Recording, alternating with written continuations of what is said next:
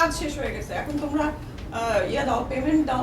রাব্বানি ভাইকে বলেছি, সাগর ভাইকে বলেছি, এই সেই একই চেহারা তাদের, সেই একই দরিদ্র চেহারা, তাদের কাছে টাকা নাই। হ্যাঁ, pan Indian movie, crore crore টাকার মুভি আমরা নিউজে দেখেছি, আমরা নিজেরা যে ওখানে শুনেছি, কিন্তু আমাদের টাকা দেওয়ার বেলায় হচ্ছে তার কাছে টাকা নাই। আচ্ছা ভালো কথা, আমি বলছি কিছু তো দাও। এই সব কিছু মিলিয়ে তারা 16,000 টাকা আমাকে দিয়েছিল, তারপরে দেশে ফিরে এসেছি।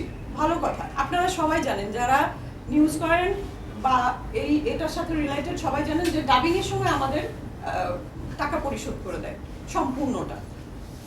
ডাবিং এ যে আমাকে সময় দিয়েছিল 4টায়, আমাদের এফডিসি তে ডাবিং হয়েছে দরদে, আগের দিন আমি ডাবিং এর জন্য ডেট দিয়েছি।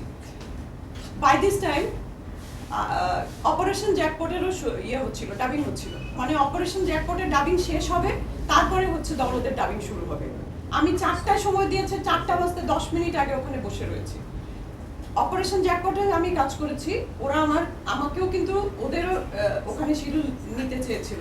আমি বলেছি যে 2টা চলচ্চিত্রের ডাবিং আমি একদিনে ওইভাবে হবে না, হয় না, একই একটা ইয়েতে থাকতে হয়তো অ্যাক্টিং এর মধ্যে আমি ওটা পারবো না হয়তো। এখন আমি ওখানে যে বসে আছি, না অ্যাসিস্ট্যান্ট এসছে, না ডিরেক্টর এসছে, না কেউ এসছে, আমি ওখানে বসে আছি। প্রায় 20-25 মিনিট হয়ে যাওয়ার পরে অপারেশন জ্যাকপটের টিম বলছে যে তুমি যে এখন বসেই আছো, তো ডাবিংটা দিয়েই ফেলো আমাদেরটা। আমিও চিন্তা করলাম আসলেই তো বসে আছি, দিয়ে ফেলি। 1.5 ঘন্টা বসে আমি অপারেশন জ্যাকপটের হচ্ছে যে ডাবিং দিলাম, ডাবিং শেষ করেও বসে আছি। 2 ঘন্টা পরে রাব্বানি তার কিছুক্ষণ আগে এসছে, 2 ঘন্টা পরে অনন্য মামুন ঢুকেছে তার আরেকজন আর্টিস্ট নিয়ে, ঢুকেই আমার সামনেই বলছে যে এই তুমি ডাবিং শুরু করো। ঠিক আছে, তো এই বিষয়গুলো টাকাটা কখনো কখনো প্রধান বিষয় না। যদি তাই হতো তাহলে ওই কি বলে যেন, কষাইয়ের টাকা না দিয়ে আমাকে দরদে আমাকে রেডিওতে কাজ করাতে পারতো না, রেডিওর টাকা না দিয়ে আমাকে দরদে নিয়ে যেতে পারতো না। টাকাটা কিন্তু মেইন ফ্যাক্ট ছিল না। আমাকে সে যথেষ্ট ছোট করে কথা বলেছে, যথেষ্ট হেয় প্রতিপন্ন করেছে, এবং সে মানুষের সে ফেসবুকে প্রথমত আমার পারমিশন ছাড়া আমাদের কনভারসেশন, আমার আর অনন্য মামুনের কনভারসেশন মেসেঞ্জারে, সেটা সে স্ক্রিনশট পোস্ট করেছে। এটা মানে কি বলবো, এটা তো আমাকে ছোট করার জন্যই তো এটা করেছে। এটা কিন্তু সে দণ্ডনীয় অপরাধ করেছে, এটার জন্য তাকে অবশ্যই সরি বলতে হবে। সে আর্টিস্টদেরকে এইভাবে অপমান অপদস্থ করে দিনের পর দিন পার পেয়ে যাবে, সে দিনের পর দিন টাকা বাকি রেখে পার পেয়ে যাবে। তার অ্যাসিস্ট্যান্টকে বলবে যে মামুন ভাই জানে, এখনো বাজেট হলে আপনাকে জানাবো। মামুন ভাইকে বলবে যে রাব্বানি তুমি এখনো টাকা দাওনি। এই ড্রামা তাকে বন্ধ করতে হবে, সবার পাওনা টাকা দিতে হবে, আমার টাকাও দিতে হবে, যারা টাকা পাবে তাদের টাকাও দিতে হবে। এবং সে যে মানে বেআইনি একটি কাজ করেছে আমার পারমিশন ছাড়া, ওখানে যে আমার স্ক্রিনশটগুলো পোস্ট করেছে মেসেঞ্জারে, এই জন্য তাকে সরি বলতে হবে।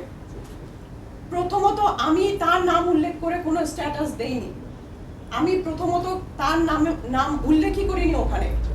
সে এই ধরনের দুর্নীতি করে যাচ্ছে দিনের পর দিন, এইরকম বাটপারি করে যাচ্ছে আমাদের সাথে, আর্টিস্টদের সাথে, কিন্তু তার ফেসবুকে আমি প্রতিনিয়ত নতুন হচ্ছে পোস্ট দেখেছি যেগুলো নীতি কথায় ভরা। আমি যদি যেমন কাজ করব, আমার স্ট্যাটাস, আমার কথা, তার সাথে যদি আকাশ আর পাতাল পার্থক্য থাকে, আমরা যারা ভুক্তভোগী তাদের তো আসলে এটা সহ্য হবে না। তো যেহেতু আমি পোস্ট দিয়েছি, তার নাম উল্লেখ করে দেয়নি, উনি কিন্তু নিজেকে নিজেই প্রমাণ করেছে যে ঠাকুর ঘরে গিয়ে কলা খাইনি আমি, ভাবটা এরকম। ঠিক আছে, উনি যে বহুত কিছু বলছে, যে আমার কাছে জীবনেও একদিনও কি বলেছে যে টাকা পাইনি, এরকম কি বলেছে? এই কথা সে বলছে, ইন্ডিয়ান একটা চ্যানেলে সে ইন্টারভিউ দিয়েছে। আর আপনাদের সিস্টেমটাই তো এটা, অ্যাসিস্ট্যান্টের কাছে টাকা চাইতে হবে হচ্ছে এই ম্যানেজারের কাছে। আপনার কাজ পর্যন্ত তো টাকার কথা নিয়ে, আরে তোমরা এগুলো নিয়ে আমার কাছে কেন আসায় না, রাব্বানি দেখো তো এগুলো কি অবস্থা, এগুলো সবকিছু মিটমাট করে দাও।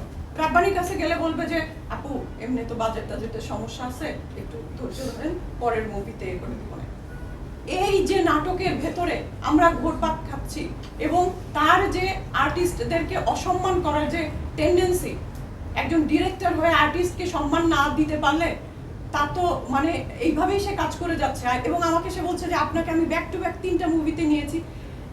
উনি আমাকে ব্যাক টু ব্যাক কিসের 3টা মুভিতে নিবে? আমি আমি সেদিন বলেছি একটা ইন্টারভিউতে যে আমি প্রিয়তমায় কাজ করেছি, প্রিয়তমা সুপারহিট মুভি।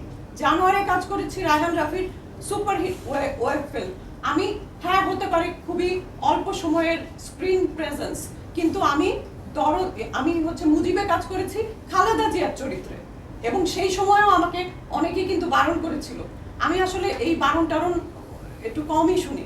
যেটা যেটা আমার কাছে মনে হয় যে না আমি ঠিক করছি, আমি সেটা করেছি। খালেদা জিয়ার চরিত্রে আমি কাজ করেছি তখন। তো আমি এই যে প্রজেক্টগুলোয় কাজ করছি, আমি কি হাতে পায়ে ধরে কোনো ডিরেক্টর বলতে পারবে যে তাকে রিকোয়েস্ট করে হাতে পায়ে ধরে তার সাথে কাজ করেছি? তারা স্নেহের জায়গা থেকে দেখেছে, আমার কোয়ালিটি দেখেছে, তারপরে দেখেছে যে একজন আর্টিস্টের যে যে গুণাবলী থাকা প্রয়োজন সেই গুণাবলীগুলো এই আর্টিস্টের মধ্যে আছে।